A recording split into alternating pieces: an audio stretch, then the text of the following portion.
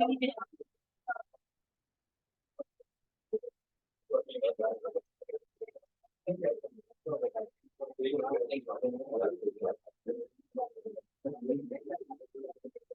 जी, बिस्मिल्लाह रहमान रहीम, सल्लल्लाहु अलैहि वसल्लम। I am Farooq, most of the people know me. जो हमारी करंट एंगेजमेंट है that is F4 corporate and business law. और बिफोर स्टार्टिंग दिस कोर्स हमें अंडरस्टैंड करना होगा इस कोर्स का बुनियादी ऑब्जेक्टिव क्या है। वो पहले हम समझ लें, फिर मैं कोर्स की डिटेल्स बताऊंगा आपको। सबसे पहले आप ये बात समझ लें कि इस कोर्स का बुनियादी जो ऑब्जेक्टिव है वो आपको लॉयर बनाना नहीं है।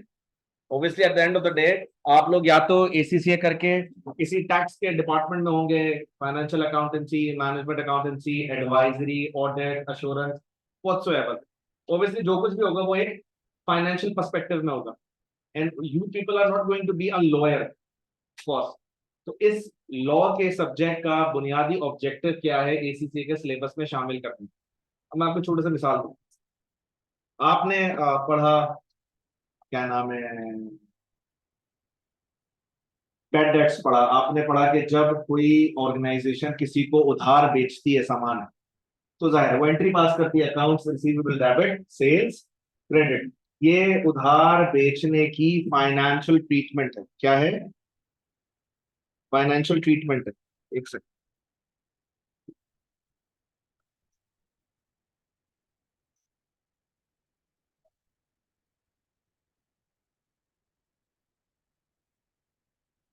तो ये उधार बेचने की फाइनेंशियल ट्रीटमेंट है।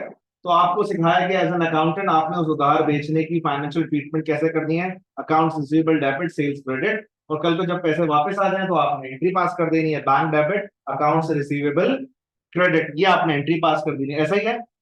और कल को अगर ये पैसे फंस जाए, डूब जाए, तो आपको एक और चीज पढ़ाई होगी टीचर ने, बैड डेट्स। अब बैड डेट्स का मतलब है पैसे फंस गए, पैसे डूब गए। अब उस डूबे हुए पैसों को क्या करना है, उसकी फाइनेंशियल ट्रीटमेंट आपको टीचर ने पढ़ा दी बैड डेट्स वाले चैप्टर में। मगर उसकी लीगल ट्रीटमेंट, उसका बिजनेस का लीगल इंपैक्ट क्या होगा, ये हम पढ़ेंगे F4 में। ये एक एग्जाम्पल के तौर पर मैं बता रहा हूँ, ये मिसाल के तौर पे इसके अंदर हम पढ़ेंगे कॉन्ट्रैक्ट लॉ। क्या पढ़ेंगे? अब एक आदमी कॉन्ट्रैक्ट आपसे करता है और आपका, आपने ऑर्डर किया प्रोडक्ट ए और उसने डिलीवर कर दी प्रोडक्ट बी। तो ये F4 आपको बताएगा, या जो LW आपका पेपर ये बताएगा कि उसकी बिजनेस जो कुछ है इफेक्ट्स, वो तो आप उसमें अपने बाकी पेपर से पढ़ेंगे। उसके जो लीगल इफेक्ट्स हैं तो आप यहाँ पढ़ेंगे। दूसरी मिसाल, ACCA करने के बाद आप दो काम करेंगे, या तो आप जॉब करेंगे या फिर आप कारोबार करेंगे। ठीक है, दो ही ऑप्शन है ना यूजली। एक आध मुझे ऐसा लगता है शायद घर दामाद ही बन सकता है वो। ठीक है, वो पर आपने इनको क्यों देखा? अच्छा। सो या तो आप एम्प्लॉय बनेंगे, या फिर अगर आप नौकरी करेंगे तो आप क्या बन जाएंगे? एम्प्लॉय। और अगर आप कारोबार करेंगे तो क्या बन जाएंगे? एम्प्लॉयर बन जाएंगे। ऐसा ही है। अब इन दोनों सूरतों में अगर एज एन एम्प्लॉय आपका एम्प्लॉयर से झगड़ा हो जाए, या एज एन एम्प्लॉयर आपका एम्प्लॉय से झगड़ा हो जाए, तो हाउ टू हैंडल इट। तो उसके लिए आपके पास है एम्प्लॉयमेंट लॉ, जो कि हमारे F4 के अंदर है। सो F4 असल में आपको ये बता रहा है कि आपने आगे जाके अपने जॉब में, कारोबार में, जो भी वट एवर यू डू, उसके लीगल ट्रीटमेंट, लीगल हैंडलिंग कैसे करनी है। हमने टॉपिक पढ़ा था FBT के अंदर, फ्रॉड, जिसके अंदर हमने कहा था कि फ्रॉड होने का बिजनेस पे क्या असर है। अब फ्रॉड की जो फाइनेंशियल इफेक्ट्स हैं वो तो हमने पढ़ लिए। फ्रॉड के जो लीगल इफेक्ट्स हैं वो हमारे पास पूरा चैप्टर है यहाँ पे। ठीक है ना, फ्रॉडुलेंट बिहेवियर के नाम से, जिसमें हम पूरा पढ़ेंगे फ्रॉड और उसकी लीगल इफेक्ट्स में सजा कितनी होती है। जैसे मनी लॉन्ड्रिंग है, उसमें कितने अरसे की सजा होगी। एक हमारे पास जो है वो बहुत सारे ब्राइबरी एक्ट है हमारे पास, बताएगा कि ब्राइब लेने और देने की कितनी सजा है वगैरह वगैरह, फ्रॉड की क्या डेफिनेशन है वगैरह। So this chapter is for accountants, जिनको हम देना चाहते हैं किसकी नॉलेज? लॉ की नॉलेज। एग्जाम्पल के तौर पे हमारे पास स्क्रीन में आपको एम्प्लॉयमेंट लॉ लिखा हुआ है। अब यूके में किसी के रिटायर होने की सजा है, तो रिटायर होने की सजा कह रहा हूँ, सॉरी, रिटायर होने की जो एज है वो है 65 साल। पाकिस्तान में वो एज है 60। अब सवाल ये है कि लॉ ने रिटायरमेंट की एज क्यों लिखी है? इसलिए लिखी है कि अगर रिटायरमेंट की एज लॉ डिफाइन नहीं करेगा तो फिर कौन डिफाइन करेगा? एम्प्लॉयर। और एम्प्लॉयर को जिसको निकालना होगा उसको क्या, आप बूढ़े लग रहे हैं मुझे, आप क्या करेंगे? वो कहेगा भाई आपको मैं कैसे बूढ़ा लग रहा हूँ, कह रहा लग रहा है, सही से लग रहा है। बोलेगा भाई इस तरह थोड़ी होता है, देखिए इस तरह तो हर 2 दिन बाद झगड़ा होगा। एम्प्लॉय कभी एम्प्लॉय, अच्छा हो सकता है किसी एम्प्लॉय को भी जल्दी रिटायरमेंट चाहिए हो, वो चाहेगा यार मैं रिटायर हूं ताकि मुझे रिटायरमेंट का पैसा मिले, तो वो 45 साल में अप्लाई कर देगा रिटायरमेंट के लिए कि भाई मैं तो बूढ़ा हो रहा हूँ। देखिए आप अगर एम्प्लॉय और एम्प्लॉयर पे छोड़ेंगे तो फिर क्या होंगे, झगड़े। तो लॉ ने क्या डिफाइन कर दिया भाई, रिटायरमेंट की एज डिफाइन कर दी। यूके लॉ ने कहा 65, पाकिस्तानी लॉ ने कहा 60। उससे पहले ना एम्प्लॉय अपनी रिटायरमेंट क्लेम कर सकता है, ना एम्प्लॉयर जबरदस्ती एम्प्लॉय को निकाल सकता है रिटायरमेंट का कह के। क्या ये बात समझ में आई? अब दोनों बातें हैं ना, कभी किसी को बड़े होने में ज्यादा फायदा होता है, कभी किसी को कम बड़े होने में मदद, बाजुकात एम्प्लॉयर को फायदा होता है रिटायरमेंट का, बाजुकात एम्प्लॉय को फायदा होता है। बात समझ में आ रही है? दूसरा ऑब्जेक्टिव ऑब्वियसली हमारा है टू एग्जाम हाई स्कोर्स। ठीक है जी, कि हमारे एग्जाम के अंदर भाई एक अच्छा स्कोर लेके आए, ये भी हमारा ऑब्जेक्टिव। ऑब्वियसली पहले ऑब्जेक्टिव तो हमारा नॉलेज ही है, सेकेंडरी ऑब्जेक्टिव हमारा इंशाल्लाह स्कोर भी है। अब आ जाए जरा इस पेपर के अंदर, इसमें है क्या। इस पेपर में जो पुराना कोड है दैट इज F4, जो मशहूर की है तो लोग F4 ही बोलते हैं। और जो टेक्निकली नया कोड है इसका that is LW, that is the short of LAW law. इस पेपर की पहली खास बात यह है कि इसके अंदर होते हैं बच्चे वेरिएंट्स। क्या होते हैं? वेरिएंट्स का मुराद क्या होती है, पहले तो आप ये समझते देखिए, जो कंपनीज शैम्पू बनाती हैं, जो कंपनीज शैम्पू बनाती हैं, वो अपने शैम्पू के मुख्तलिफ वेरिएंट्स बनाती हैं। ब्लू कलर का भी होता है, क्योंकि सबके हेयर टाइप एक जैसी, a single shampoo cannot fix all hair types. A single shampoo cannot fix all hair types. किसी के कर्ली हैं, किसी के स्ट्रेट है, किसी को ऑयली है, किसी के ड्राई है, किसी के कुछ है। तो भाई सबके लिए वेरिएंट है ना, ड्राई वालों के लिए अलग वेरिएंट है, ब्लेंडर वालों के लिए अलग वेरिएंट है, फला के लिए अलग, फला के लिए। सो बिल्कुल इसी तरह लॉ की सबकी नॉलेज और रिक्वायरमेंट अलग अलग है। तो एसीसीए में जितने भी लॉ से रिलेटेड पेपर हैं, जैसे F4 F6 और भी हैं, उनके अंदर वेरिएंट्स बनाए एसीसीए ने in order to suit the needs of different people. So the variant we are going to explore is ENG, English law. इसका इसका शॉर्ट है ये ENG। अब सवाल ये कि हमने ENG क्यों सेलेक्ट किया, वाई वी हैव सेलेक्टेड। इसके 2-3 रीजन है। पहला रीजन ये है कि जो पाकिस्तान का लॉ है ना, वो आपको पता होगा बुनियादी तौर पे इंग्लिश लॉ की फॉर्मेशन से आए हैं, क्योंकि जब अंग्रेज यहाँ से गए तो एकदम से हमें मुल्क मिल गया बगैर तैयारी के, हमने आज तक तैयारी नहीं करी। तो अब हमने क्या किया, सबसे पहले क्या किया, अंग्रेजों के जाते उनके जो जितने भी लॉ थे ना अंग्रेजों के, एज इट इज अप्लाई कर दिए, और कहा कि वक्त के साथ आहिस्ता आहिस्ता हम इसके अंदर क्या करेंगे, चेंजिंग। तो पाकिस्तान का जो लीगल स्ट्रक्चर है ना, वो यूके लॉ स्ट्रक्चर के ऊपर बेस करते हैं। यानी कि आसान लफ्जों में समझें कि हमने वो जो है वो एक घर खरीदा, उसका स्ट्रक्चर वही रहने दिया, और थोड़ी बहुत रेनोवेशन जो है ना वो प्लास्टर व्लास्टर कलर वलर करके घर को नया कर लिया, लेकिन अंदर जो जो बुनियादें हैं, जो पिलर्स हैं, वो वही यूके लॉ वाले। दूसरा रीजन ये है कि ईएनजी वेरिएंट जो है उसका मटेरियल अवेलेबल है बहुत आसानी से, तो हमारे लिए रेलेवेंट भी है और आसानी से मिल भी जाता है। तो 2-3 रीजन मिला के हमने ईएनजी वेरिएंट सेलेक्ट किया। अब सवाल ये है ईएनजी वेरिएंट को हमने किधर जहन में रखा। तो याद रखें, जब भी आप सिलेबस तो बल तो मैं आपको लिखवा दूंगा। आज आज की हमारी वैसे भी शॉर्ट क्लास है, तो आज हम सिलेबस को ओवरव्यू करके आज ब्रेक नहीं लेंगे, और हम जल्दी ऑफ कर लेंगे, कुछ एतराज वगैरह भी है तो आज हम जल्दी ऑफ। सिलेबस तो वैसे तो मैं आपको यहाँ लिखवा दूंगा, लेकिन फिर भी अगर आप एसीसी की वेबसाइट में जाके सिलेबस निकालें, तो सिलेबस जब आप LW का निकालें तो ब्रैकेट में ENG लिखा हुआ हो, क्योंकि वहां पे जब आप जाएंगे ना तो वहां ENG भी होगा इंग्लिश, GLO भी होगा ग्लोबल, और भी बहुत सारे होंगे। तो आपने उसमें से ENG सेलेक्ट करना है। किस किस काम के लिए? सिलेबस डाउनलोड करने के लिए। कल को इंशाल्लाह आप हब मॉक भी देंगे, FA1 MA1 FA2 F1 की तरह इसके भी हब मॉक्स हैं। 3 हब मॉक हैं जो सर मुस्तफा आपको लगा के देंगे। तो हब मॉक देते हुए भी जब आपने ये देखना है, वो बल तो मुस्तफा ऐसे फिट करके देगा, लेकिन फिर भी आप एहतियात देखेंगे, वो ब्रैकेट में लिखा हुआ ENG। बुक्स खरीदते हुए, बुक्स भी बता देता हूँ मैं आपको, आपके यार बुक आपका जो रिकमेंडेड बुक है वो एक दो है आपके पास। इधर you can go for BPP study text, या आपके पास माई ACCA के अंदर स्टडी हब आ गया। सबको पता है स्टडी हब क्या चीज है, सबके पास एक्सेस है उसका।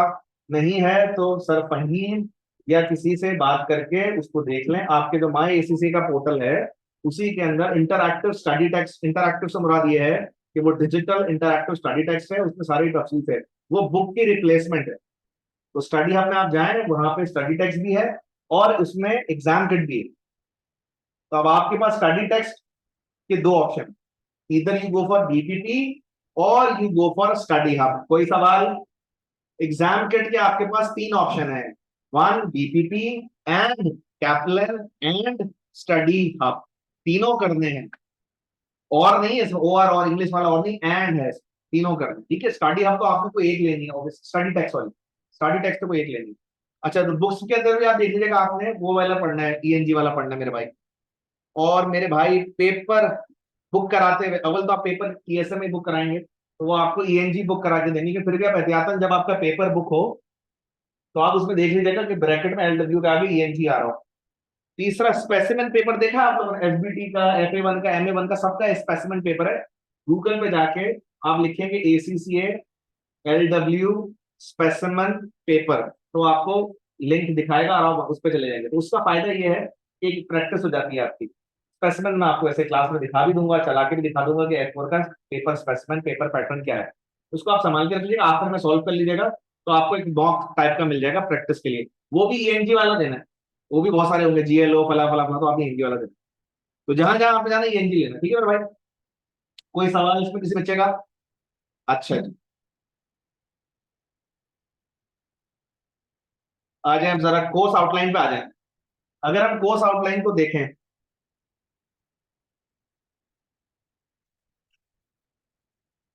अगर हम कोर्स आउटलाइन को गौर से देखें, सबसे पहले हमारे पास में कोर्स आउटलाइन। अच्छा, आज ये जो स्लाइड आपके सामने है ना, इसमें जो नंबर्स लिखे हैं 1 से लेकर 1 2 3 4, ये लिखे हैं अपने पास।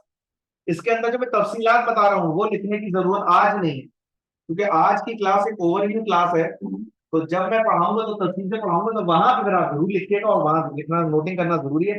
अभी फिलहाल आपके पास सिलेबस अंडरलाइन कर। अच्छा, पहली बात ये समझ लें, ये जो मैं आपके सामने लिखे हुए हैं स्लाइड के ऊपर, जो आपके सामने आ रहा है, ये बच्चे चैप्टर्स के नाम नहीं है, ये टॉपिक्स एरियाज हैं। अब जैसे पहला लिखा हुआ इंग्लिश लीगल सिस्टम, आप बुक खोल के देखेंगे तो हो सकता है आपको इंग्लिश लीगल सिस्टम के दो चैप्टर दिखे। दूसरा कॉन्ट्रैक्ट लॉ, कॉन्ट्रैक्ट लॉ बड़ा टॉपिक है, तो इसको जब आप बुक खोल के देखेंगे तो कॉन्ट्रैक्ट लॉ के आपको हो सकता है 5 चैप्टर 6 चैप्टर दिखे।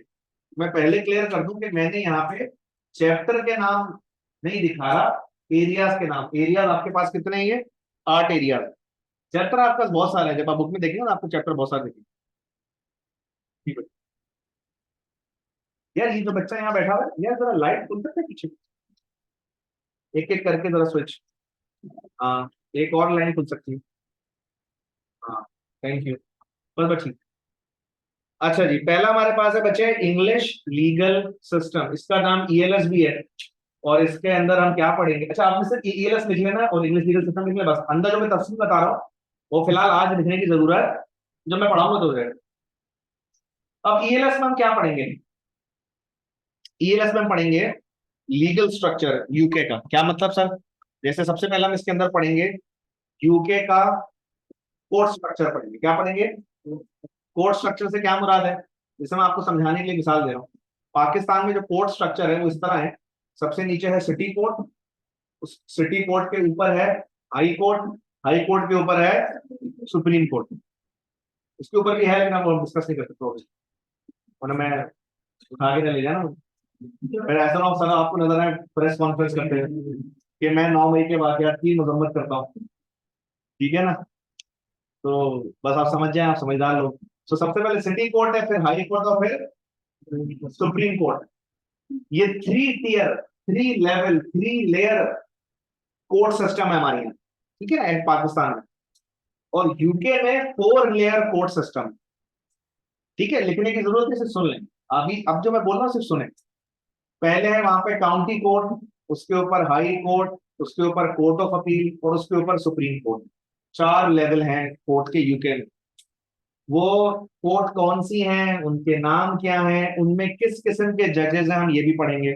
मुख्तलिफ सर्किट जज, डिस्ट्रिक्ट जज, टाइप्स ऑफ जजेस हम पढ़ेंगे। कौन से कोर्ट में कौन सा जज बैठता है और कितने जज बैठते हैं, किसी कोर्ट में 1 जज, किसी कोर्ट में 3 जज, वगैरह वगैरह। हम ये इंशाल्लाह तफसील से पढ़ेंगे। दूसरा एरिया बड़ा इसमें इंपॉर्टेंट है, वो है लॉ मेकिंग प्रोसेस। क्या मतलब? कानून बनाने का प्रोसेस, जिसको हम कहते हैं आम लफ्जों में लेजिस्लेशन, कानून साजी, कि लॉ कैसे बनता है। आपको पता है लॉ किधर बनता है? पूरी दुनिया में एक ही असूल है, लॉ किधर बनता है? पार्लियामेंट। सोचे पाकिस्तान के जो हालात खराब हो इसलिए एक से एक जो जो है ना नमूना, वो पार्लियामेंट में जाके बैठ जाता है और फिर वो लॉ बनाता है, और फिर हम कहते हैं लो ये क्या हो गया हमारा लो। तो वो तो ऐसे ही आपने एक जमा ऐसे की है ना मकनचू। तो दूसरा पॉइंट यहाँ पे, पहला पॉइंट तो लॉ कहाँ बनता है? पार्लियामेंट। तो हम पूरा वो लॉ मेकिंग प्रोसेस हम पढ़ेंगे। लॉ कैसे प्रेजेंट, बिल होता है पहले से, बिल कैसे प्रेजेंट होता है, फिर उस पर क्या होता है, फिर वो एक्ट बन जाता है वगैरह।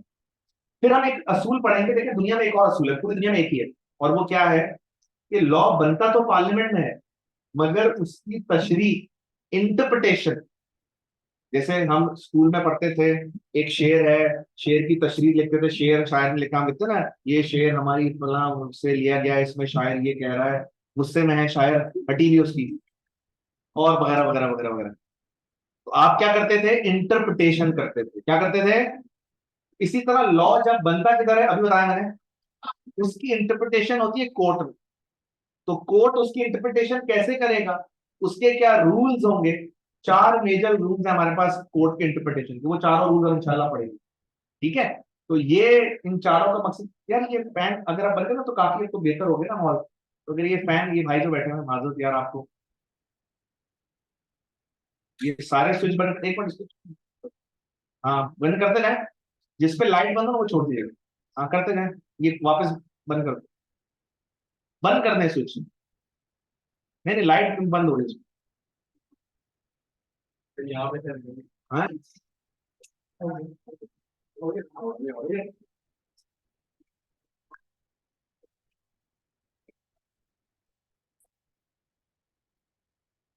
सो हम उसमें पढ़ेंगे इंटरप्रिटेशन के रूल्स। इंटरप्रिटेशन के रूल्स हमारे पास हैं, अभी तो मैं बता रहा हूँ, वैसे आपको और बता रहा हूँ कि लॉ, यानी कि जज जज भी अपनी मर्जी थोड़ी कर सकता है कि मेरे ख्याल में मुझे ऐसा लग रहा है ऐसा होना चाहिए।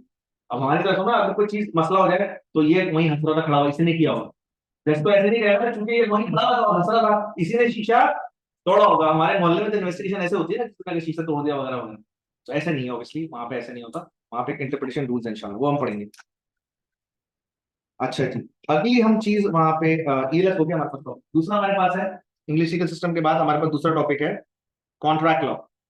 कॉन्ट्रैक्ट लॉ क्या होता है? और मैं आपको बताऊं, कॉन्ट्रैक्ट लॉ के आगे अगर आप एक बार लिखना चाहें, हमारे F4 का सबसे इन डेप्थ टॉपिक है ये। इन डेप्थ से मुराद ये है बारीकियां, छोटी छोटी बातें, छोटे छोटे पॉइंट्स इस चैप्टर में सबसे ज्यादा है।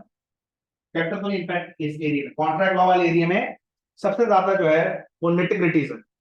तो इसको तवज्जो के साथ सबसे ज्यादा पढ़ना है एज कम्पेयर टू अदर्स। जी बेटे, जी अंदर हेड डाउन करके नंबर। कॉन्ट्रैक्ट लॉ क्या है पहले ये समझ लें। कॉन्ट्रैक्ट लॉ ये होता है बेटा कि सुबह से लेकर शाम तक मैं और आप मुस्तकिल कॉन्ट्रैक्ट्स करते रहते हैं। मतलब आपने एक बिस्किट खरीदा, ये भी एक कॉन्ट्रैक्ट है। आपने टीएस में एडमिशन लिया, ये भी कॉन्ट्रैक्ट है। आप बस में बैठे, ये भी एक बस वाले के साथ ट्रांसपोर्टेशन कॉन्ट्रैक्ट है। आपने जो है वो एक लैपटॉप खरीदा, एक मोबाइल खरीदा, ये भी एक कॉन्ट्रैक्ट है। आपने जो है ये कैंटीन से कोल्ड ड्रिंक खरीदी, ये भी एक कॉन्ट्रैक्ट। अब इस कॉन्ट्रैक्ट के बनने से लेकर चलने तक और कंप्लीट होने तक पूरे प्रोसेस को गवर्न कौन करता है? Contract law govern. मसलन आपने ऑर्डर किया सेला चावल, किसी जगह से इंपोर्ट किया, या आपने कंटेनर मंगाया सेला चावल। अब आपने ऑर्डर किया सेला, उसने भेज दिया बासमती। अभी बहुत बड़ा मसला है, आपको लगेगा सर ये अभी तो आप घर के लिए खरीदते हैं ना 2 किलो 4 किलो, ये 2 किलो 4 किलो की बात नहीं है। आपने अपने रेस्टोरेंट के लिए, आपने अपने बिजनेस के लिए पूरा कंटेनर बुक कराया सेला का, और उसने भेज दिया basmati, and it is a problem. बात समझ में आ रही है? तो उस सूरत में क्या होगा? अच्छा, बाज औकात क्या होता है कि कॉन्ट्रैक्ट हो जाता है, कॉन्ट्रैक्ट होने के बाद पता चला कि जो बंदे ने कॉन्ट्रैक्ट किया है वो कॉन्ट्रैक्ट करने का अहल ही नहीं है। मसलन एक आदमी ने अपने इसका क्या मतलब है सर? कॉन्ट्रैक्ट होने की सूरत में ये जरूरी है कि कॉन्ट्रैक्ट करने वाला इलिजिबल था या नहीं इस कॉन्ट्रैक्ट करने का। क्या उसकी एज तो कम नहीं थी? माइनर तो नहीं था 18 साल से कम? अगर माइनर है तो कॉन्ट्रैक्ट ही नहीं कर सकता, इवन दो कि वो मालिक है उस घर का। एक आदमी एक घर का मालिक है, लेकिन अगर वो माइनर है तो वो घर को बेचने और खरीदने का कॉन्ट्रैक्ट नहीं कर सकता। क्या ये बात समझ में आई? इंटॉक्सिकेटेड तो नहीं है, टुन तो नहीं है, आसान लफ्जों में समझ में आ रही बात?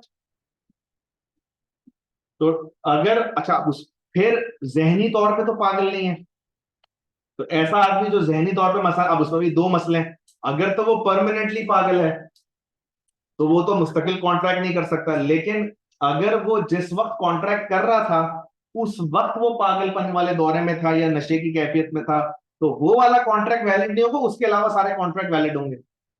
तो कहने का मकसद, आप कॉन्ट्रैक्ट की बहुत सारी शर्तें हैं। अब आप बोलेंगे सर जब कॉन्ट्रैक्ट की शर्त ही पूरी नहीं हुई तो कॉन्ट्रैक्ट हुआ ही नहीं, कॉन्ट्रैक्ट तो हो गया। मैं आपको मिसाल देता हूँ। फर्स्ट कर लें, एसी जो सामने लगा हुआ है ये चल नहीं रहा, फर्स्ट कर, अभी तो चल रहा है, एक मिसाल दे रहा हूँ, नहीं चल रहा, खराब है, बंद पड़ा हुआ है, हवा नहीं आ रही, लेकिन मैं इसकी तरफ इशारा करके आपसे कहूँ ये क्या है, तो आप कहेंगे एसी है मगर खराब है। इसी तरह अगर एक कॉन्ट्रैक्ट जो आदमी नहीं कर सकता था फिर भी उसने कॉन्ट्रैक्ट, तो हम कहेंगे लीगली ये कॉन्ट्रैक्ट हो तो गया है मगर वैलिड नहीं है, इसको कानूनी तौर पे इस पे अमल। अच्छा, बाजुकात ऐसा होता है कॉन्ट्रैक्ट हो जाता है और जिस वक्त हुआ था सही था, बाद में किसी टेक्निकल रीजन की वजह से वो हुआ हुआ कॉन्ट्रैक्ट टेक्निकल ग्राउंड्स पे इनवैलिड हो जाता है। क्या मतलब, फर्ज कर ले मेरा एक प्लॉट है, अब मैं मिला किसी ठेकेदार भाई से, ठीक है, मैं फर्रुख मिर्जा, मेरा प्लॉट, मैं ठेकेदार से मिला, मैंने कहा भाई इस प्लॉट के ऊपर हम दोनों कॉन्ट्रैक्ट करते हैं, तुम मुझे इस प्लॉट पे 3 स्टोरी 3 मंजिला बिल्डिंग बना के दे दो। मेरा और ठेकेदार का कॉन्ट्रैक्ट हो गया। जब कॉन्ट्रैक्ट हो गया तो पता चला 2 दिन बाद हुकूमत ने लॉ चेंज कर दिया कि इस इलाके में जहां पे मेरा प्लॉट था 2 मंजिला से ऊपर बिल्डिंग बन ही नहीं सकती। लो भाई, अब कॉन्ट्रैक्ट जब हुआ था ठीक था, बाद में किसी टेक्निकल और लीगल पर्सपेक्टिव की वजह से उस कॉन्ट्रैक्ट पे अब मजीद अमल दरामद बोलो नहीं हो सकता, तो आप कहेंगे इसको कैसे हैंडल करना है, वो हम इंशाल्लाह कॉन्ट्रैक्ट लॉ। तो ऐसे बहुत सारे कॉन्ट्रैक्ट में इश्यूज आते जाते हैं, आते रहते हैं, तो हम हैंडल करते हैं। तीसरा मेरे भाई हमारे पास एरिया है law of tort. Law of tort पढ़ने से पहले एक बात सुने, लॉ ऑफ टॉर्ट पढ़ने से पहले देखिए, अदालत में जब भी कोई आएगा तो ऑब्वियसली कॉन्फ्लिक्ट, झगड़ा लेकर आएगा। हंसी खुशी तो कोई भी नहीं आता ना अदालत में, ठीक है ना।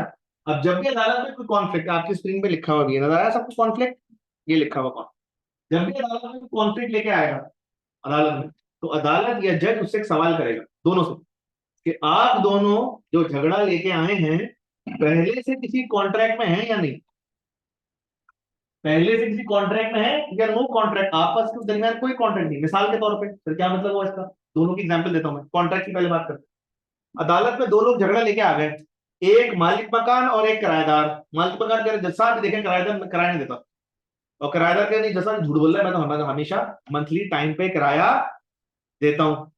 अब जज ने कहा अच्छा, तो इसका मतलब है तुम दोनों झगड़ा लेके आए और तुम दोनों के दरमियान कॉन्ट्रैक्ट है, टेनेंसी, किराएदारी का कॉन्ट्रैक्ट, लिहाजा तुम लोगों का फैसला कॉन्ट्रैक्ट लॉ के तहत किया जाए।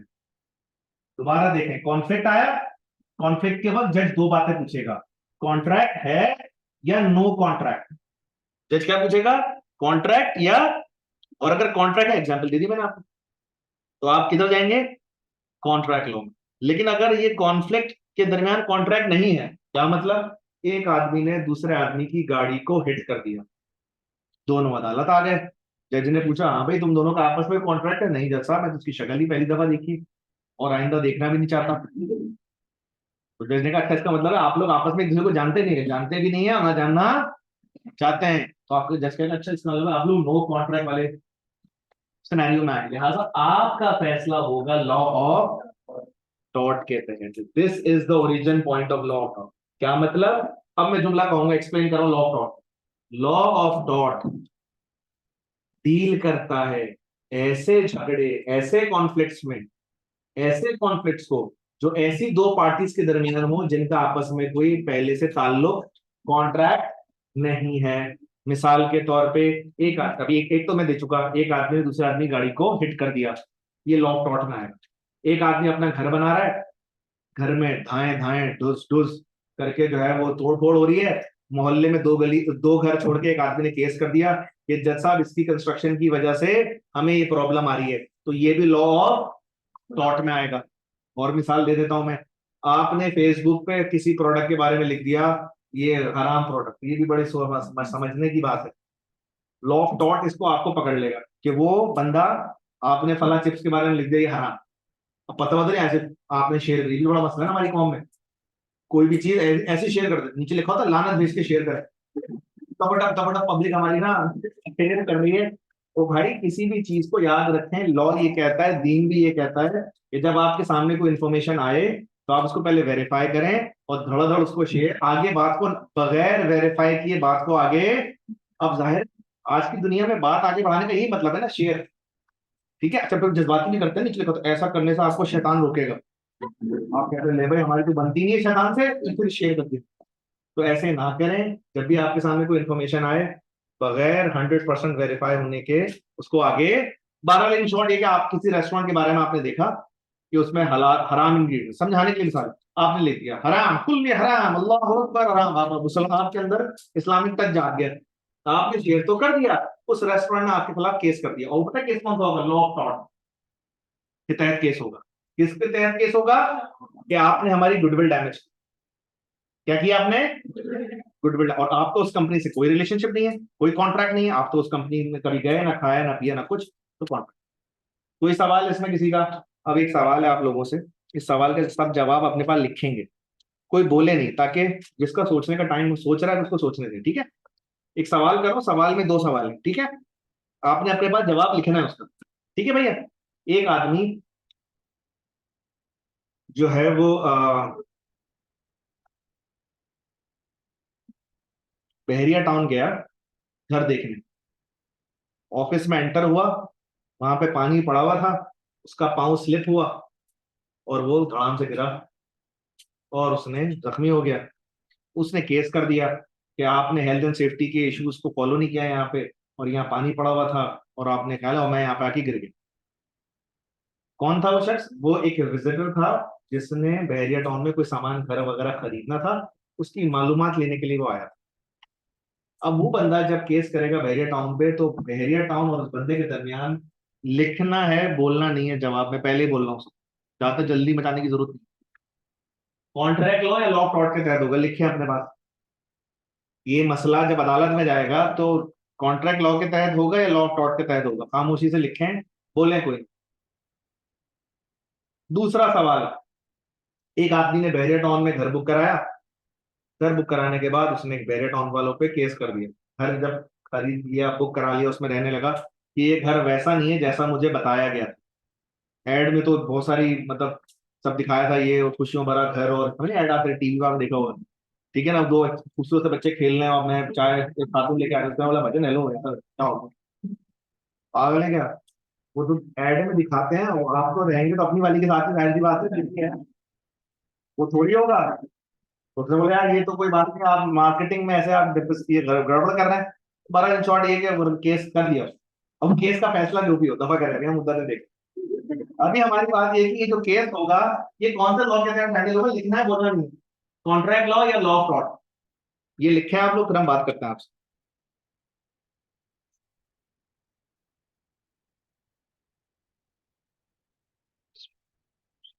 जी, किसके तहत होगा बच्चे?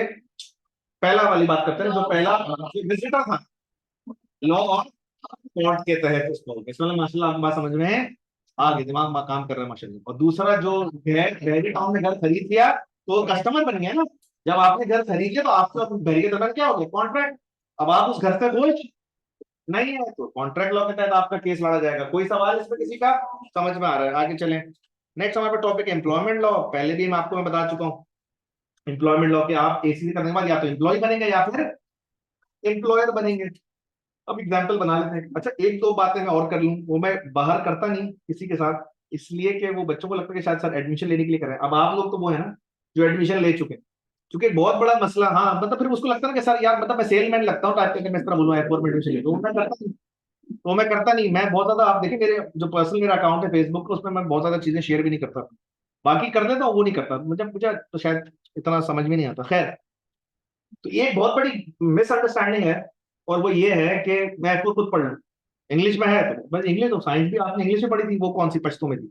जो साइंस की बुक्स थी, जो बायोलॉजी थी, जो अच्छा जो F5 है, जो F6 है, वो पंजाबी में क्या, वो नहीं है ना, वो भी इंग्लिश में ही है। तो ये एक बहुत बड़ा गलती है। मैं आपको इसकी मिसाल देता हूँ। क्या इसकी मिसाल है? मिसाल के तौर पे एम्प्लॉयमेंट लॉ में एक चीज पढ़ेंगे हम, अभी मैं आपको हल्का सा बताता हूँ।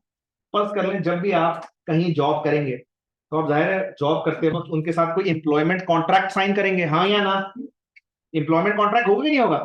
अब उसमें लिखा हुआ एम्प्लॉयमेंट कॉन्ट्रैक्ट में place of work is equal to Pakistan, तो कोई आम आदमी होगा वो तो झट से साइन कर देगा कि ठीक है प्लेस ऑफ वर्क पाकिस्तान। अब इसमें एक मसला है बहुत बड़ा। क्या मसला है भाई? 2 महीने उन्होंने आपसे कराची में काम किया, 2 महीने बाद बोला अब आप चले जाएं कहीं भी नहीं, इस्लामाबाद चले जाएं। आप बोलेंगे भाई इस्लामाबाद में तो मेरा घर है ना कुछ है, वहां तो मैंने घर अलग से लेना पड़ेगा और उसकी एडिशनल कॉस्ट आएगी मेरे ऊपर, तो इस तनख्वाह में मुझे तो ये कबूल नहीं है मैं इस्लामाबाद जाऊं, और आप मुझे अलग से पैसे देंगे? नहीं, पैसे वैसे थोड़ी, पैसे तो वही देंगे हम। तो आप एतराज करेंगे ये तो कोई बात नहीं, मैं तो नहीं जा रहा इस्लामाबाद, तो अलग पलट के कहेगा भाई आपका कॉन्ट्रैक्ट इसमें लिखा हुआ है place of work is equal to. अब इसका मतलब पता है क्या है? इसका मतलब है कि मैं एज एन एम्प्लॉयर आपको पाकिस्तान में कहीं भी भेज सकता हूं। अब इस तरह थोड़ी लिखेगा वो बेटा, वो तो आप अलर्ट हो जाएंगे। बात समझ में आ रही है? भाई छुपी हुई बातें करते हैं ना, बात समझ में आई है? अब वो लिखिएगा उसमें कॉन्ट्रैक्ट में place of work is equal to Pakistan. आपके नहीं समझ में आएगी ये बात, क्योंकि वो इनडायरेक्टली पता है आपसे क्या कह रहा है कि मैं इन पैसों में आपको पाकिस्तान के जिस इलाके में भी चाहूं भेज सकता हूं। अभी इस्लामाबाद तो अच्छी एग्जाम्पल थी, किसी गांव देहात में आपको भेज आप तो बच जाएंगे। इसकी इतनी कॉस्ट है, आपको अलग से घर लेना पड़ेगा खाने का, अभी तो आप घर वालों के साथ खाना खा लेते हैं, उसको आप अलग से खाना पकाना पड़ेगा, वो महंगा पड़ेगा आपको। अभी तो आपके कपड़े घर वालों के कपड़ों के साथ धुल जाते हैं, फिर आपको अलग से लॉन्ड्री करनी पड़ेगी, मतलब अच्छी खासी एडिशनल कॉस्ट आपकी खर्च होगी अलग से रहने में। फिर आप शहर के रहने वाले हैं कराची में, आप शायद किसी छोटे शहर में या गांव देहात में इतनी आसानी से एडजस्ट, मेरा मकसद खुदा ना खास्ता वो करना नहीं है, मैं एक मिसाल दे रहा हूँ, आदत की बात है। एक आदमी को अगर शहर की आदत है तो शायद वो किसी छोटे उसमें इतनी आसानी से एडजस्ट नहीं, कुछ लोग कर भी जाएंगे सुकून से आगे, तो यार ये चिक से हुई, हाँ तो थोड़ी बहुत ख्याल होगी तभी जिंदा हो जाती है। समझ में आई बात? अभी थोड़ी 2 दिन 4 दिन पहले मेरी हुई, लेकिन मैं उसको था नहीं वहां पे, मेरी गाड़ी का शीशा तोड़ कर लैपटॉप ले गया, तो मैं वापस आया तो मैं देखा ब्लैक एंड व्हाइट हर चीज, मैंने क्या है बैकग्राउंड म्यूजिक चल रहा है ख्यालों की तफीक, मैंने कहा अच्छा एक साल हो गया। तो बहरहाल ख्यालों की तफीक जिंदा होती है, कराची में ज्यादा होता है, दूसरी जगहों पे ये अल्हम्दुलिल्लाह ये मसला नहीं है। खैर coming back to the point, अब वो आपको ओपनली थोड़ी बताएगा कि मैं ट्रैप सेट कर रहा हूँ, वो आपको छुपा के बताएगा। ये बात आपको यहाँ समझ में आएगी। दूसरी मिसाल, मैं आपको एक और मिसाल दूं एम्प्लॉयमेंट लॉ से मुताल्लिक। कल को अगर ये मिडिल ईस्ट में बहुत इशू होता है, ये यूएई, सऊदी अरब और ओमान, कतर, रियाद, जितने भी middle east country, gulf countries, वहां ये इशू बहुत आता है। कल को अगर आप कभी किसी गल्फ कंट्री में जॉब के लिए अप्लाई करें और आपकी नौकरी हो जाए, तो उनको फाइनल यस करने से पहले आप उनसे एक सवाल जरूर करिएगा, क्या? कि मुझे आप किस वीजा स्टेटस पे बुला रहे हैं। देखें, एक होता है जॉब स्टेटस कि आपको accountant, manager, assistant manager, area manager, ये तो पोस्ट, ये है ऑर्गेनाइजेशन पोस्ट। क्या है? ऑर्गेनाइजेशन स्टेटस, वो तो पता होगा, वह नौकरी के लिए अप्लाई करें। आप उनसे एक और बात पूछें जरूर कि भाई आप मुझे किस वीजा स्टेटस पे बुला रहे हैं। क्या मतलब सर किस वीजा स्टेटस पे बुला रहे हैं?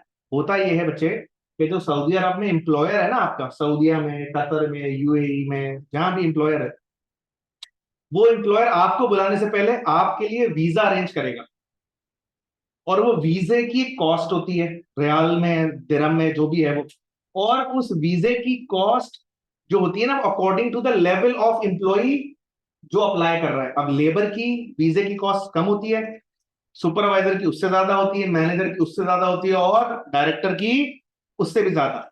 अब टेक्निकली आपका जो वीजा है वो था ज्यादा का, वो अक्सर क्या करते हैं पैसे बचाने के चक्कर में आपको लेबर वीजा पे बुला लेते हैं। बात समझ में आ रही है? और आपको लेबर वीजा, आपको पता ही नहीं आप लेबर वीजा पे जा रहे हैं।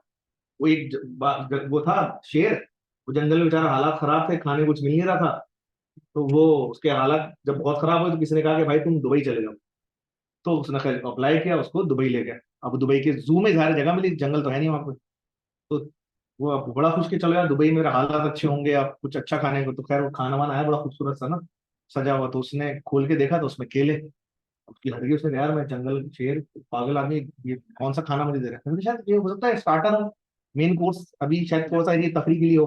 तो उसने शायद हल्का फुल्का एक आध केला खा के छोड़ दिया, उसने कहा चलो मैं स्टार्टर है, फिर आगे खाना आया नहीं। तो उसने कहा शायद शुरू में ना ऐसे भूख लगाने के लिए ना ऐसे करते हैं, फिर आज तक फिर एकदम खिल जाएंगे, शायद कुछ होगा पता नहीं क्या है यार। फिर अगले दिन फिर केला, उसने लड़की उसने बोला तुम्हारा दिमाग खराब है, मैं शेर जंगल का बादशाह, खाना खिलाओ मुझे प्रॉपर गोश्त लाओ, तुम क्या खिला रहे हो? कह रहे हो चुप करके बैठो, तुझे हम बंदर के वीजे पे लेके आए। सो पॉइंट यहाँ पे क्या है कि हो सकता है आप यहाँ से मैनेजर जा रहे हो और आपको वहां जाके पता चले एक दिन ऐसे ना वहां पे विजिट पे आते हैं, वो क्या होते हैं, वो जो वो वो सऊदी अरब में होता है ना यार, वो जो आ जाते हैं, "ओए, हेलो हेलो छुड़ते शुतर जो भी है वो, हाँ वो छुड़ते छुड़ते हैं, वो आया वो अभी भी कहा भाई, वो कैसे इंग्लिश ऐसी होती है ना, और हाँ भाई कैसे अभी पाकिस्तान माशाल्लाह माशाल्लाह, शो योर कार्ड ऐसे वो इंग्लिश चारों की ऐसी होती है। अब आपने कार्ड दिखाया, उसने कार्ड देखा, पूछा आप काम क्या करते हो, अकाउंटेंट, जो भी आपने नाम दिया। अब हैं आप अकाउंटेंट, वीजा आपका लेबर का, वो तो अभी तो आपको बिठा देगा वो चुप करके, आपके एम्प्लॉयर के पास जाएगा, उसको चार सुनाएगा, और एम्प्लॉयर आपको बोलेगा कल्ली मल्ली दीदी अल्लाह हाफिज, और आप वापस आ गए, और जितने आपके नाम के इस्तेहार हाँ है तो सब ना हो गए। आपकी फोन आ गया खाला का कि भाई सांप नजर आ रहे हैं खाप में, ख्वाब में सांप नजर आ रहा है। समझ में आ रही, पूरी कोस्टर आपको छोड़ने आई थी जब आप जा रहे थे, अभी वापस आप आए तो ऑल्टो में दो लोग आए बस, वो भी कह रहे हैं कि जगह नहीं है ज्यादा, कंधे पे रख लो सामान।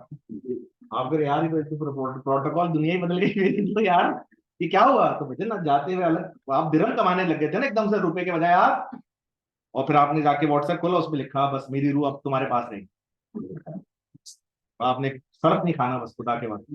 ठीक है, पॉइंट समझने का ये है कि जब आप अप्लाई करें तो आप उससे जरूर पूछें वीजा स्टेटस आप मुझे क्या देंगे। कोई सवाल इसमें किसी का? सो ऐसे बहुत सारे इश्यूज हमारे सामने एम्प्लॉयमेंट लॉ में आएंगे, तो आप उसमें अच्छा हाँ एक सोल्यूशन उसका ये लिखवा लें कि भाई अगर आपको लिखा हो ना place of work is equal to Pakistan, तो आप अक्लमंदी, आप ये नहीं बोले मैं नहीं करूंगा जॉब, बोले ये तो मम्मी डैडी बच्चा है तो मैं यार अपनी मम्मी के लगाया, ऐसे नहीं बोलना आप लोगों को कि मैं नहीं आऊँ। आप ये बोले कि भाई कराची में 50, अगर बस करें 50,000 नौकरी, कराची में 50,000, आप क्या इस कॉन्ट्रैक्ट को चेंज करें, कराची में 50,000, और कराची के अलावा अदर अगर कोई जगह होगी तो मैं 20,000 प्लस कर लूंगा। तो अगर आप मुझे कराची में जब तक काम लेंगे 50,000 रुपए महीने तनख्वाह है, तो जैसे आप मुझे कहीं और भेजेंगे पर कराची के अलावा, मैं 20,000 रुपए एडिशनल लूंगा, क्योंकि मेरी एडिशनल कॉस्ट ऑफ लिविंग आ जाएगी। ये एक प्रोफेशनल जवाब है इस सिनेरियो का, ये नहीं बोलना नहीं करूंगा। ऑब्वियसली अब किसी का आपकी मसला एक अलग बात है, वो जानना नहीं चाहता, एक अलग मसला है, वो तो आपकी मर्जी है। मैं वैसे आपको बता रहा हूँ कि आपने ऐसे करा। कोई सवाल? तो ऐसी बहुत सारी चीजें जो आपको बुक में नजर नहीं आएंगी, बुक में नोट्स में आप पढ़ने बैठेंगे आपको नहीं पता चलेगा, वो क्लासरूम एनवायरनमेंट में ही आपको सीखने को मिलेंगी। इसलिए बच्चों कहता हूँ आप खुद ना पढ़ें, बाकी आपकी मर्जी। आप लोगों में इसलिए कह रहा हूँ चूंकि आप एडमिशन ले चुके हैं, बाहर में किसी को इसलिए नहीं बोलता, समझता कि यार पता नहीं सर घेर रहे हैं क्या कर रहे हैं, तो भाई नहीं लेना तो अल्लाह हाफिज, तुम अपने घर में खुश, हम अपने घर में खुश, अल्लाह हाफिज, आगे चले। उसके बाद एम्प्लॉयमेंट लॉ के बाद बचे एजेंसी लॉ। एजेंसी लॉ क्या है मेरे भाई?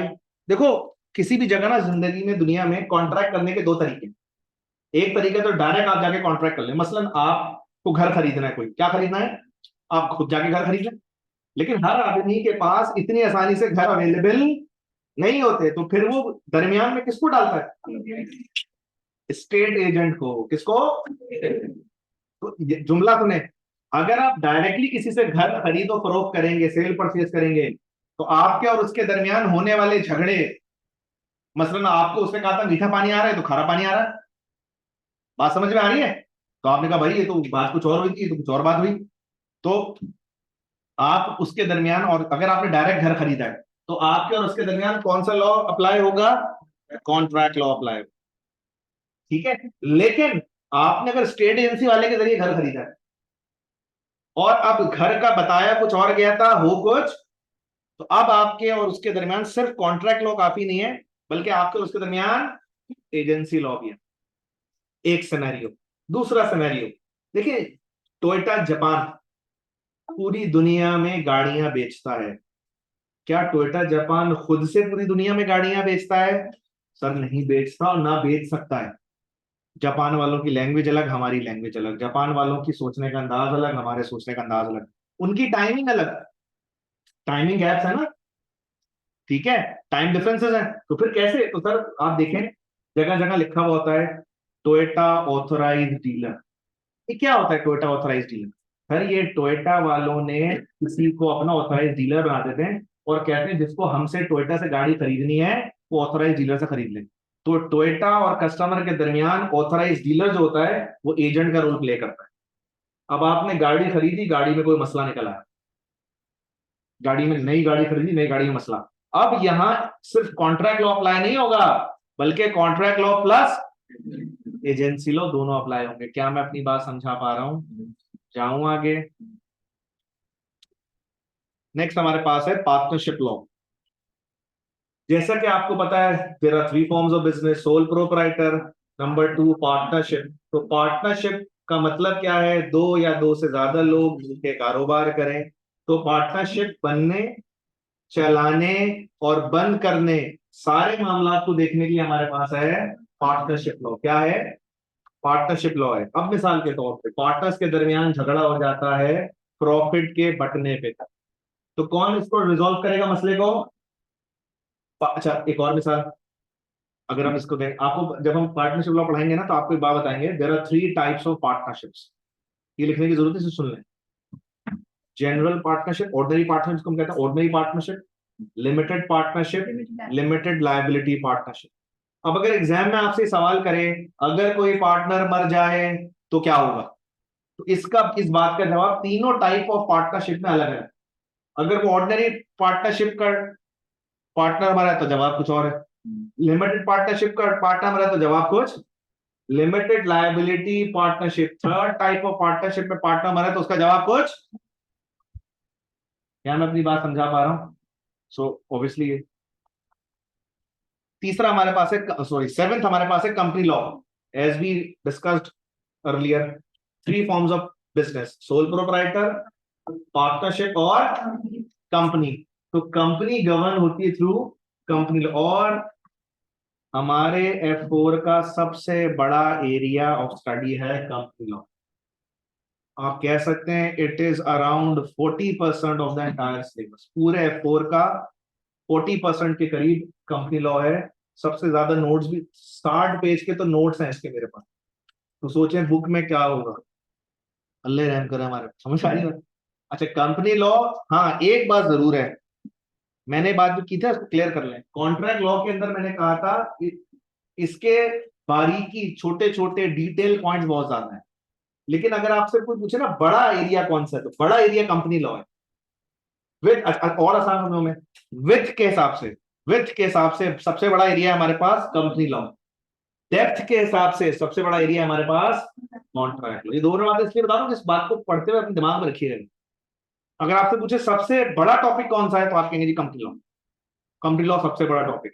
लेकिन आपको भाई इन डेप्थ टॉपिक कौन सा है, तो वो है कॉन्ट्रैक्ट। कोई सवाल? नेक्स्ट, कंपनी लॉ बहुत कुछ है, मैं आपको हल्का सा बता दूं, इसका तो ओवरव्यू देना बहुत मुश्किल है क्योंकि 60 पेज का है, इसके नोट्स हैं। कंपनी बनेगी कैसे, चलेगी कैसे, डायरेक्टर कैसे आएंगे, डायरेक्टर कैसे जाएंगे, शेयर होल्डर कैसे आएंगे, शेयर कैसे इशू होंगे, शेयर कैसे कैंसिल होंगे, शेयर ट्रांसफर कैसे होंगे, डिविडेंड कैसे होगा, डिविडेंड डिक्लेयर कैसे होगा वगैरह, ऑडिटर कैसे आएगा, बहुत चीजें। कंपनी की टाइप्स क्या है, प्राइवेट लिमिटेड, पब्लिक लिमिटेड, ये तो आपको सबको पता है, मशहूर है। इसके अंदर हम पढ़ेंगे अनलिमिटेड कंपनी भी होती है, पब्लिक लिस्टेड कंपनी होती है, प्राइवेट लिमिटेड कंपनी होती है, सिंगल मेंबर कंपनी होती है, बहुत कुछ ऐसे, टू मच। आगे चलें। और लास्ट एरिया हमारे पास है फ्रॉडुलेंट एंड क्रिमिनल ऑफेंसेस। जैसा कि मैंने आपको पहले थोड़ी देर पहले बताया था, बहुत सारे फ्रॉड्स हैं, उसके लीगल एप्लीकेशन, मसलन इसके अंदर हम पढ़ेंगे जो मनी लॉन्ड्रिंग है वो हम तफसील से पढ़ेंगे। ठीक है, फ्रॉड एक्ट है एक छोटा सा, कि फ्रॉड क्या होता है, ब्राइबरी एक्ट, रिश्वत लेना देने के हवाले से उसमें क्या है मामला आते हैं, डायरेक्टर जो घपले करते हैं उसके अंदर क्या है, झूठ बोलना। अच्छा, झूठ की डेफिनेशन, हाँ हम तो बचपन से सुनते हैं भाई, झूठ की डेफिनेशन कोई गलत बात करना, तो झूठ कहते हैं? नहीं, लॉ कहता है जहां आप गलत बात करते हैं वो भी झूठ है, जहां आप सच पूरा नहीं बताते ये भी झूठ है। आप बोलेंगे इसमें झूठ कहां है ना, सच पूरा ना बताना भी। फिर तीसरा इसमें डेफिनेशन है सच ना बोलना, जहां आपने कोई इंफॉर्मेशन डिस्क्लोज करनी है। इसकी एग्जांपल है ऑडिटर। अब मैं ऑडिटर हूं, मैंने एक रिपोर्ट बनाई और एक बहुत अहम बात छुपा दी, नहीं बोली। अब बजाहिर तो आप उसको बोले भाई आपने झूठ बोला, कहना झूठ कहां बोला, मैंने तो कुछ बोला ही नहीं। तो बोले यही तो झूठ है कि जहां बोलना था वहां ना बोलना भी क्या है, झूठ। आगे चलो, अगर हम बात कर लें बेटा एग्जाम फॉर्मेट की, तो exam format it's a 2 hour, ठीक है जी, 2 घंटे का ये पेपर है और कंप्यूटर बेस्ड है ऑब्वियसली। आपने एग्जाम बुक कराएंगे, जैसे FBT और F2 F3 का आप एग्जाम बुक कराते थे उस तरह आप करेंगे। अगर हम बात करते हैं एग्जाम की, तो सबसे पहले आपके पास सेक्शन ए होगा। सेक्शन ए में 25 क्वेश्चन होंगे, 25 सवाल। हर सवाल 2 नंबर का होगा। 2 नंबर का मतलब है इसके 4 ऑप्शंस होंगे, 4 ऑप्शंस वाला MCQ होगा। इसी सेक्शन ए में 20 सवाल ऐसे भी होंगे जो 1 मार्क के होंगे, यानी कि इसका मतलब सेक्शन ए में 45 क्वेश्चन होंगे। 25 सवाल 2 नंबर वाले, 20 सवाल 1 मार्क वाला। और 1 मार्क का मतलब है या तो इसमें ऑप्शन MCQs में 3 होंगे, या फिर ये ट्रू फॉल्स होगा। फिर आपका आ जाएगा बच्चे सेक्शन बी। सेक्शन बी में क्या होगा? सेक्शन बी में 5 सवाल होंगे, 6 मार्क्स ईच, यानी कि सवाल 5 होंगे, हर सवाल 6 मार्क का होगा, तो ये टोटल बन गया 30 मार्क्स का, यानी कि 30%। MTQ हम पहले ही बता चुके हैं आपको क्या होता है, FBT में दोबारा बता देता हूं। MTQ कुछ भी नहीं होता अलग से, होता ये है कि जो बातें 3 बातें अलग अलग पूछनी होती हैं, वो एक दफा पूछ लेता है आपसे। मसलन आपको एक बड़ा सा डेटा देगा, और डेटा देने के बाद बताएगा कि मिसाल के तौर पर अगर हम आज की डिस्कशन से एक पॉइंट निकालें कि आपके सामने एक आ गया कि जी एक पार्टनरशिप है, उसमें 6 पार्टनर हैं, 3 मर गए। अब तीनों का हिसाब बताएं, तो तीनों का हिसाब अलग अलग होगा, चूंकि तो एक टास्क होगा, मल्टीटास्क है ना, मल्टीटास्क क्वेश्चन। एक टास्क एक पार्टनर, दूसरा टास्क दूसरा पार्टनर, तीसरा टास्क तीसरा पार्टनर। किसी का कोई सवाल यहाँ तक? किसी सर कुछ अच्छा अटेंडेंस हो रही है तो 2 मिनट जरा वेट कर ले, फिर हम इसको रैप अप करके आज की क्लास ऑफ कर लेंगे जल्दी। जो ऑनलाइन बैठे हैं कहीं जाए नहीं, क्लास ऑफ नहीं हुई है, अटेंडेंस हो रही है यहाँ पे, बस 2 मिनट रुक जाएगा। ऑनलाइन सर यही है।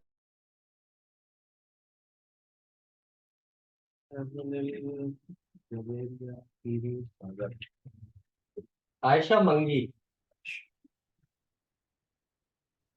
आयशा रियाज। हाँ जी।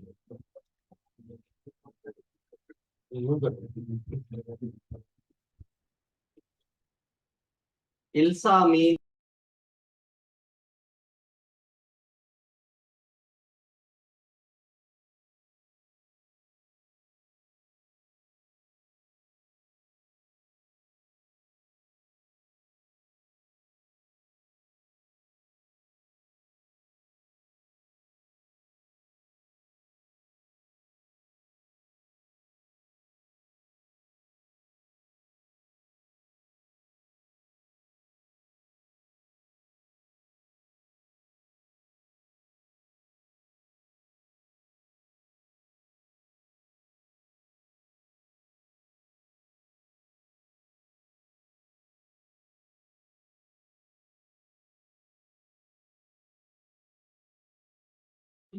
उसके अलावा बाकी बच्चों के नाम अब जिनके नहीं लिए मैंने, उनकी इनरोलमेंट एक्टिव नहीं है। या तो फीस पे नहीं की आप लोगों ने, या इनरोलमेंट एक्टिव नहीं की सरफहीम, दोनों में से कोई एक बात होगी। तो सरफहीम से मिलके फी का इशू है तो उसे सॉल्व कर लो, इनरोलमेंट इशू है तो उसको एक्टिव करवा लो, ठीक है। और दूसरी चीज, जिन बच्चों के पास कार्ड होते हैं, सब पुराने ही हैं, सबके पास कार्ड होगा, कार्ड लाजमी स्वाइप किया करो, ठीक है सर, थैंक यू।